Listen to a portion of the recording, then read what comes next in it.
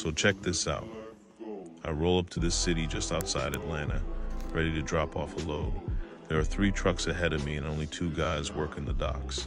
Neither of them speaks English, which is fine, but you know there's more to the story. I walk up to one of the dock supervisory guys and ask, "How long till my truck gets unloaded?" He shrugs and says, "Tomorrow, only 2 people working, but you can unload yourself if you want. It's 9 a.m. I'm already over it, but you know me. I got that extra chromosome, so I decide, screw it, I'll unload myself. He shows me where to go, but all 3 docks are blocked by big rig trucks. I'm just here with my pickup and a 22-foot trailer. I go to the first big rig and ask the driver, "Hey man, can you pull up 5 feet so I can use the dock for a second?" Or he just says, "Go away." Okay, cool.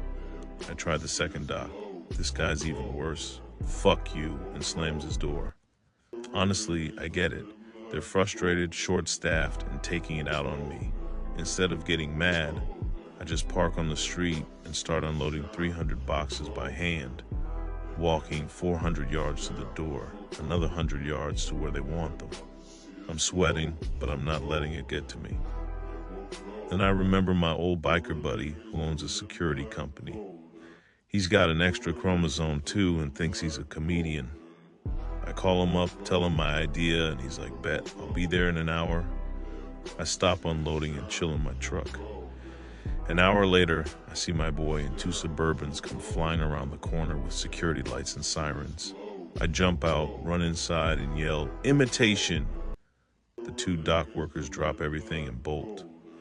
My boy, his son, and his wife hop out and help me carry all my boxes in. At first, the dock guys are pissed, yelling about immigration and threatening to call the cops on me for impersonating an officer. I tell them, "Nah, I said imitation cops, not immigration." They don't believe me until I show them the video I recorded. Then they threaten not to pay me. I tell them I got paid at pickup, I'm good. They say I can't unload till tomorrow, but I finish unloading by the door like UPS, snap a pic and bounce. Now the truck drivers are on me. The first guy's like, "What the fuck did I do?" I just wink and say, "Go away." He cusses me out and leaves. The second guy says I owe him for chasing everyone off, or he's gonna beat me up. I apologize, say it was wrong, and start digging in my pocket like I'm about to pay him. Then I stop, look him dead in the eye and say, "You want to hear some advice an old trucker gave me?" He says, "Yeah." I pull my hand out, flash him the middle finger and say, "Fuck you," then walk off to my truck and leave. I know I was wrong, and I know I'm gonna catch heat for this, but before you go in on me, remember, I got that extra chromosome. And if you think that was wild, wait till you hear the second half of my day.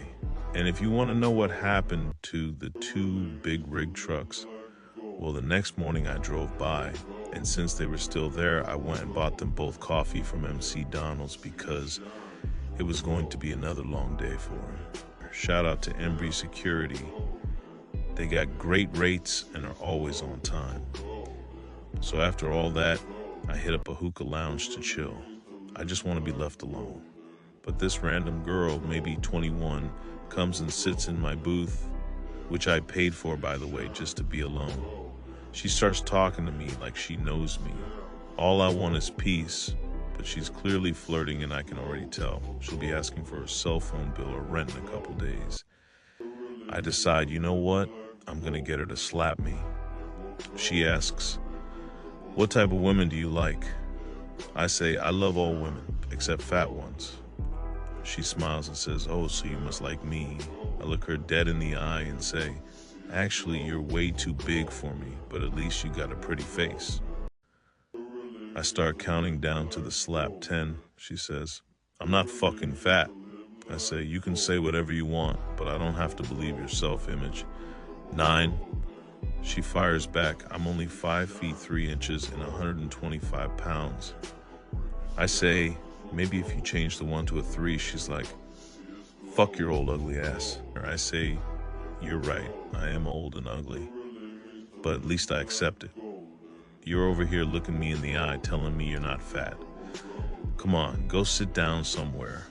I can see the slap coming. Her mouth drops, eyes blazing, hand cocked back. And just then, the waitress steps in and ruins the moment. Do you want another drink? I say, yeah, Hendrick's tonic.